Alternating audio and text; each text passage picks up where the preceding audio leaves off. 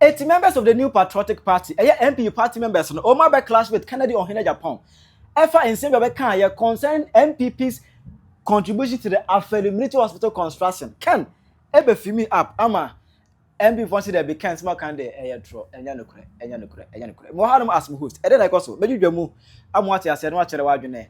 E dey amame e wo comment section. Ahi PENYAH broke me there. Mesro say need mu. Obe like if video that my bros subscribe button some click notification conflicts up the time chere wadwene da mame e wo comment section. Oba so a no she for PENYAH bia hwe. Na fe medwene mo ho, ma mo akwantuo mo. Medwene mo ho. Edi PENYAH de bia ba de edi twam. Said the bia no complain PENYAH pese se no kakra munya abotre. Now no ade obi ade send this guy ebe fie Nala money sending app. She app on eto phone so Nala for say use me promo code PENYAH TV if I send this guy every fee. Na on chow a cool $20. Upewe bedofo na opede. Munyi su Nala app on if I send this guy. Oko App Store and as a Google Play Store obetima twen out of phone so no register was an app. We are for send this guy using promo code PENYAH TV na obechow a cool $20. Nala and now no.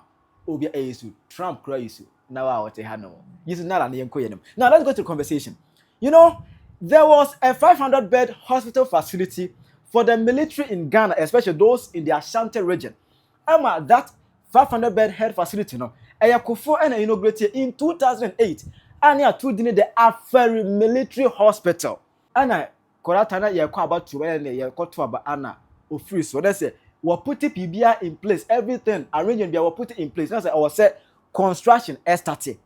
And there two about NPP LUC and NDC eba akonyamu from 2009 to 2012 and the NDC and the test to 2016.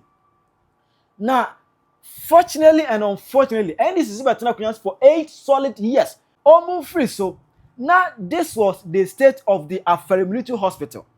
It was about 36 to 40% complete. What I say? And you talk about Afari Military on the NPP before, and almost better now so. And then you almost so ever born home more than kakra. It almost better now for 8 solid years from 2016 to 2024. And I got 12 and the NPP so SLUC NPP LUC. It NPP Lucy no. And the NDC ever tuna kunyaso. And then we omu ministry of vet and omu appointed or manebuama as the defense minister. Going say and on a military hospital in a how can security zone? It's a defense and sense. To one point of Manebuama as defense minister. I know a inspection. It didn't acquire inspection. A whole video. Send a warm welcome to you all to the Afari site of the massive military hospital.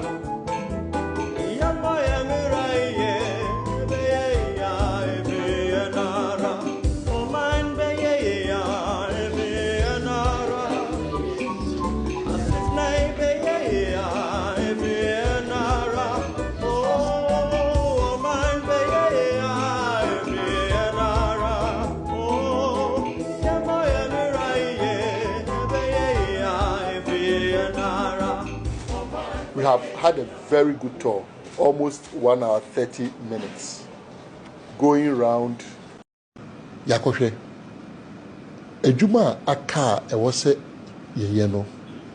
Yene contractor for na kasa.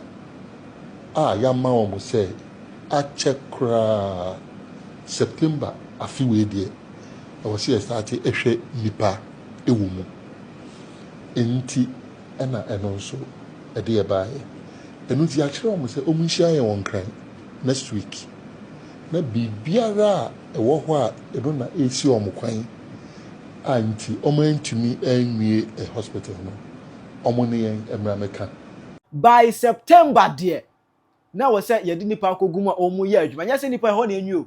Oga say by say the okohu hospital no by September dear. Now we say nipa gumu a omo ye adwuma. Na say ye ya install ACs bibia bomu ya we bibia kama NPP government o ma be wie bibia eko na MP for ni believe say o ma we Afari Military Hospital o say kaba now no I start operation but o ma twa hwe nko so it was in 6 June yi mo no and we see there be ade ekoso no enye ade ekoso no enye because Afari Hospital no atwema ngobiaja district ni mu Kumasi to carry road no so na Afari e want to hold that hospital e want say e wa Asantuma mu eto make say ade no wa Asantuma ba say this government ba ye no wo yi na nyama hospital na kanwura mu ade a ya wie akanwura enti MPP for ni bi ekọ with some of omu MPs ni bi ekọ ho no mo ekọ inspection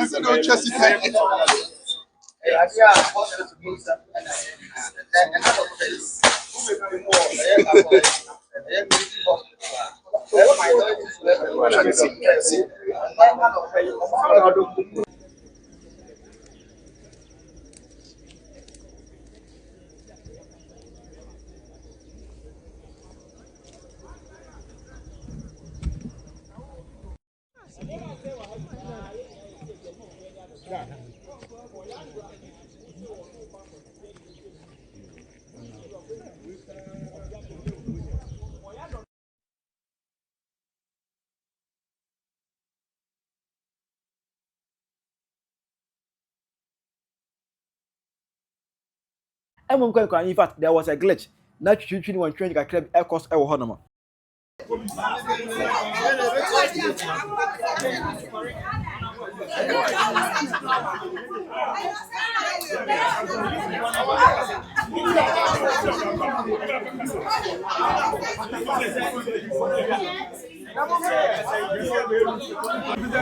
No, so guys, no.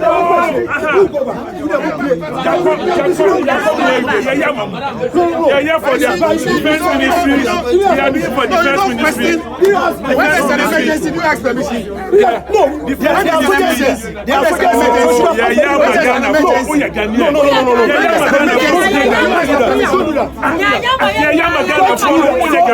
Members of parliament. But say you have a minister. No, you joke. Almost can you do yes, I deal with. Yes. So, what is that winning brown? You winning brown. So why do you just we come here. Yeah, but has 2024. We came here. Yeah, but has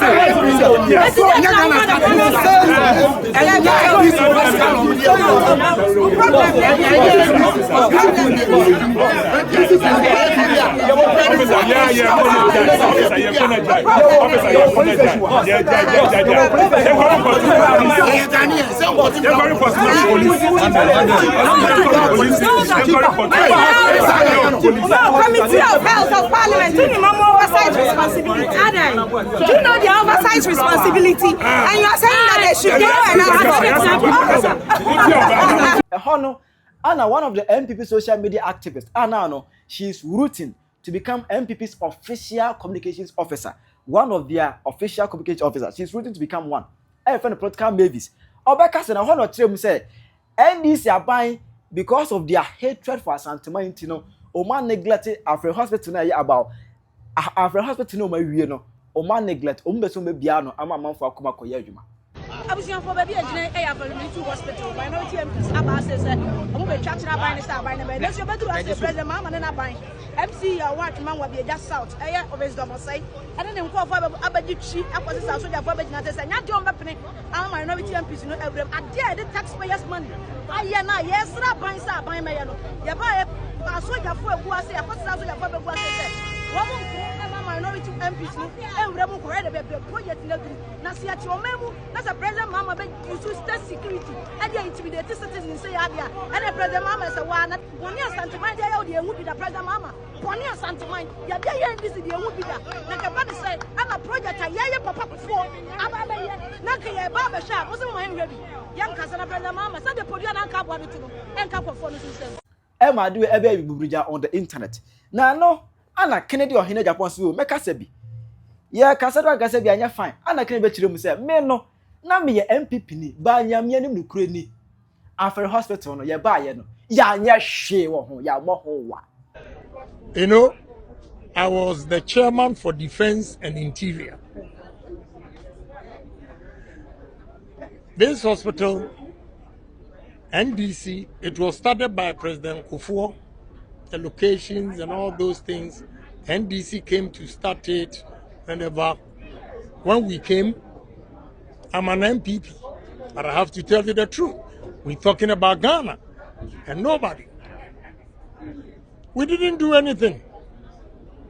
Read my lips. I'm telling you the gospel truth. I was the chairman for Defense and Interior. When we decided to go and inspect Afari, they stopped us. We didn't go. So I heard somebody talking 15 months. Has Afari Hospital been there for 15 months? We were there for 8 years. You didn't do it. Don't blink your eye. See, we are not doing politics. I'm speaking the truth. This is Ghana. Stop that. We will criticize NDC, we will criticize MPP. That's the only way to go. I was chairman.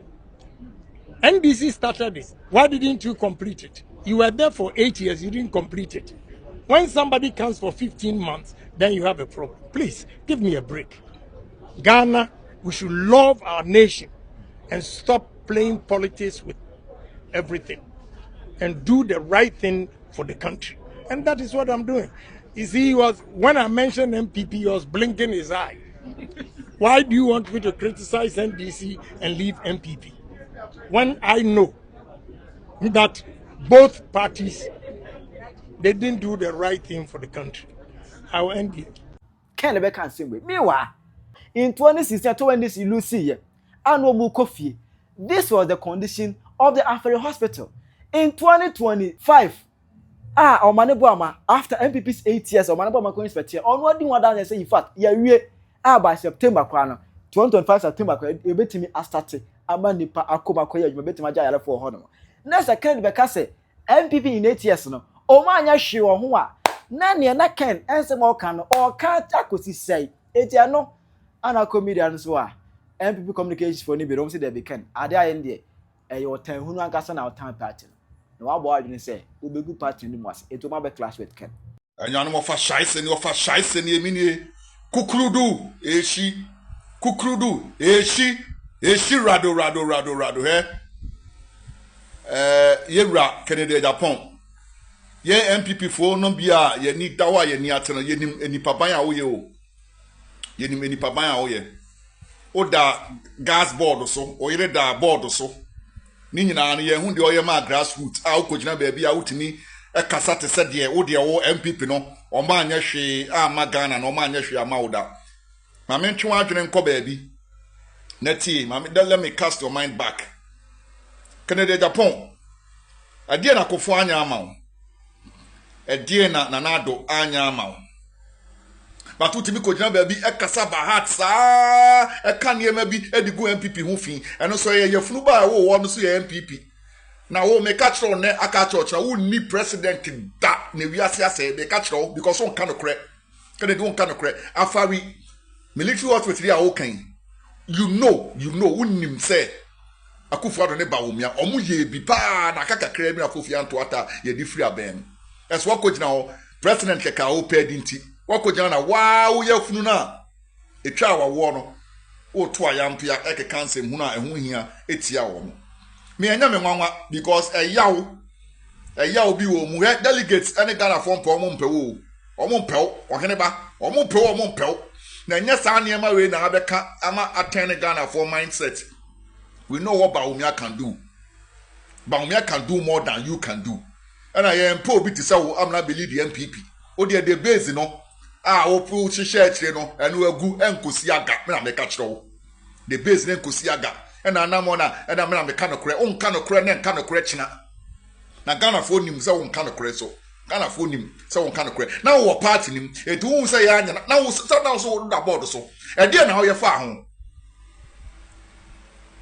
Afari Military Hospital now, or say now NPP. And then now Abamu, and you are, and then how you far home. On kind of correct. I'm a far born in Chawati, shy self any. Video ya me forget about the background, but my main same way we NPP paying for na muntie me pa. First of all, Honorable Kennedy Agyapong. In fact, one my yen ye mubia na o ye mentor no ya bemabu. Because na ye nim senka we obi a odwene Ghana ho na o ka no krepa. Me ka same we opeti opamentie. Because first now we are mentor. Now me say we are my mentor. Pa na me yada. Na me check brutal. But ne, since I respect na me woman oni nyina no. Ma progu. Na hu se sa wo fu na odinam. Na nka papa penyina wanya 66 years. Pa 66 years a wudi. Ka obeka no kre kakra. Na nka ewiase nyina hu so o ko nkokora bomu no kre pa no waka. Na comment akoye edefa Afari Military Hospital hu die papa ase wo credibility bia wo wiase o. In fact sa comment we akele o political ambitions me ka kire wene me say o political ambition sa comment we na akoye no akele no according to wo say wo na wo ye uko chair wo say na wo ye chair to the defense committee of that then one and now can you now papa me pacho now we chair no okoye no document ben na net da ho at that time say Afari Military Hospital na yesi edru saying okoye no papa wanyin sne yen wunyansem no why parliamentarian na che wunyansem no koye document na net da ho na kire say NDC for nesident nyina bepem samre ya na papa question busa no. Secondly na near a word document bi na was signed 2022 no 2021 no mpacho signature na ye hwan signature na sign papa asika cruise about 4 billion Ghana cedis na margin na modi nyina akohen papa me busa wo Kennedy Agyapong. In fact me say comment we now make ye no akele wo political enti we na nke yemfa wo medi yanim we ananke yemfa wo medi yanim as a frank atuni de ma NPP yemu bi ni ye peke mo senka mo ye good mo de mo kanokre asa ni yanim se mo ona na mo ye selfish mo na mo pesenka ajapade ni nyina megumu ho na nka mo mpre mfama obusuane mo ma Anitina some authority and anado no. Afeni ye humo pa. But papa me catch no. NPP ye domo. Wo. Se woso ni ebedie sia ahu. Papa. Kono kubusa akandifo na no mu wodin kras no no. No mu wiskas no. Omu authority a NPP. Eno mu wahefa. Wa wadanfo. Kwadwa alanchramantin. Kubusa no. Eno wahin. Ubo ni dinumba akra mpo hu. And so first now, Alan Cash, way back 2008, 2009, 2010. Oh, the free 2006, 2006. About to Alan Cash didn't know when they were here. Yeah, catch roll. So I just saw the NPP BDS here when Sabajini because yeah, dumb. Now when come I paying for Nina, NPP paying for na more corporate the bre. Mr. Tefri Mianka Sami senior boss. Justin, me poacho, Kodria, me poacho, me do didn't me poacho as a source because say who need the engineer, when I the controller of the party, the other can be. So who JFK, so per se a 2 hours so. Now was a year General Secretary de my NPP dear, Miss Row. Me mabosum will cry yema. Munche Kennedy Agyapong and Fanu and free party ni mu. And only near grassroots yeka. se mo ma Kennedy Agyapong da so tinemu a onu begu party no ana se mo a mo be pre no how akum sin honorable asenso honorable John Buadu a wo be pre for chairman wuntumi mi ame boss mesra mo fa mo nansi from na mo ka mo sinsi so na mo nyi Kennedy Agyapong free party ni mu no wo ma enyema ana wo free mu nso a enyema wo free mu ebewi ni 2028 ni de da ho ya wi ni awie because 24-hour economy no mentumi implemented they should forget about bibia o ana gold board no so a omodi abegu adwuma bia o wiase no they should forget about bibia enti yen ya wi ni awie enti mamu nsuro se mo be pam Kennedy Agyapong di na free party ni mu ya frɛ me mega obi an follow me. NPP delegate Mokoto Aba editor Honorable Kennedy Agyapong 31st January 2026 you know. Yame ka kire mo ane se Nyankopon hira mo wate. Nyankopon ma mo nkwatenten. Me se ne edama kuma so bia Nyankopon ye ma mo. Ni atamfo ahyehya fa mo hu bia me se mo aba mo kotuti a Kennedy Agyapong ti no Nyankopon twitwanje mo. Ni obe soli etia mo bia Nyankopon soli nti asa nipa no. Na Kennedy Agyapong de men kan hwe. Men kan hwe. Ade e da so yi Kennedy Agyapong na san yo. Ono no san yo. Nso ene tie ne awabe gina wo keka. No de men kan hwe. Ya wo kiken nanka we na wo se delegate nkoto abama na be di party nenim no. Nanka as opposition leader no omo adwuma ne den. Enyo omo adwuma ne so mbe hold eyi government no power no eyi accountable Kennedy Agyapong saniema we mu bia na wo ye ya wo se wo be petumi a ye de wo wani no nti wo kasa nyina eyo ya obi na wo mu na wo de kasa enye bibia bitterness bi wo mu still a oboa we base ne die masa ampo de omo forget omo Kennedy Agyapong saniema na wo ye ni bia ni o niema na wo ye ni bia na ye no ye nwanwa because ye nim say contract na ye de ma wo no unwi adwuma ne ye Uguswa obey Jumanunti. Yanso ye or why why? Yes, okay. I said there be a mobile say no ma be kasa bebrebe obi a government obi otia be mo so I say na omunye privy to simple information bi. I say ya no munim de ekoso wo man kasa ban no mutim. I said mimi ni ani mo asema obisa me so hu me video bi ana me nam affair. Yes, and I me can one sem because me chile the entire me call. And I bring ya betina say ne say NPP for ba ma metwa so NPP for ba Afari Hospital na say mama for document we nchire. Okay. Document here that says betimi dey ma producer. Document we. Ready be share you. 2024 budget statement and economic policy monitoring report for January to December 2024. And this is for ba be mo first budget statement omo ready here. Na document we kan. Omo drew omangasa mudu defense and health initiatives no omo we nkra de wan kra so omo sa kra de green mark highlight say be ya o kan ya obi abeti ase the omo kan won say the construction of the military hospital in Afari Kumasi is nearing completion with overall work done at 98%. Any NPP for and a call parliament co ready this budget. NDC for and omangasa na kwa yom go read this budget. Ebiana Mr. Brempe biana wonya we meet my drop document na na wangasa well ready for yourself. Me we no a osa quote honorable Kennedy Agyapong me papa. Yeah. Osa quote ni say chairman of the Defense and Interior Committee or be can say NPP for and sick site wo kra 8 years da and a worker. Na the yan ya say akra nka say penny twantro. And I say, be an papa be a name maybe one enough because oh, yini. Okay. And the be a man can't do statement. Be a name walk away and now refi because of a yini. Because she say oh, yini. And the name will be one in rebefi. Report. Yes, you're me and Papa Kennedy Agyapong report here. Get me.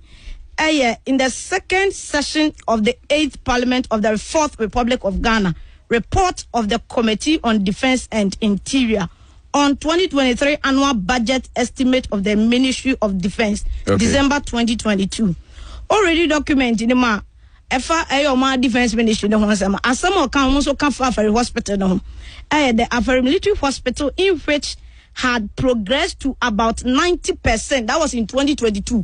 And NDC4 report I'm reading in 2025. But they say, now from 2022 to 2024, no, Etimia do 98%. This is the full report. Metimio so crowd as are the amount. No one can say Papa Kennedy Agyapong. And I say, kama. I say, so I say, NPP for buy in 8 years. Oman Timia and free. Baby, I now muja project network. Yeah, buy and see site for 8 years. Omisa no say time no move fra bem no more omaboso. What they are no keke. Omisa time now at the time when this fra bem 2016. Omisa so no the roofing sheet in Afari Military Hospital no the biaguso. Okay. Omisa no so omo compare kwan kra no mai. E mane metina say no me twan trobi into the Ghana for as if say NPP for do mutimu yade project no president Kufuor na kope hu sika bae pe hu asase unim dem omo na mani delay yo omo project need delay because project initially obi anim say e Afari ine omo de call tamale omo say project in the con crime back to Afari into project no mo hot project for almost 5-6 years because from 2008 to 2014 how many years. Yeah. And to woman can cause delay in the project. And the initial amount of grant was senka project in the Triadema contract and Ekabeka about $93 million because of $19 million because of Romanga incompetence. Project by Aqua see a big Afari. Yeah, be say we project project na be 10 was say. Afari any Sevian and Okumasi. And no crack Afari die mobile and the Mangasa Mutosi project now went to me and Sasse as a 2009 and better them until 2014 6 years. When is 2016 Bogofie and Omutra 2014 Omukwasase Omufra Bem Omusi project no Mankasa about Omufra Bem na 70 about 70%. One man so as a post video but man go for gas Omufra Bem na 90% completion. Ebiansa ba Bem so Omufra Bem na 60% na say one man can so much by me move from them project 60% completion. Met me the picture natural. I want say any as a timer I can't do minister. To the wide mama, comment section. I PENYAH Block Media.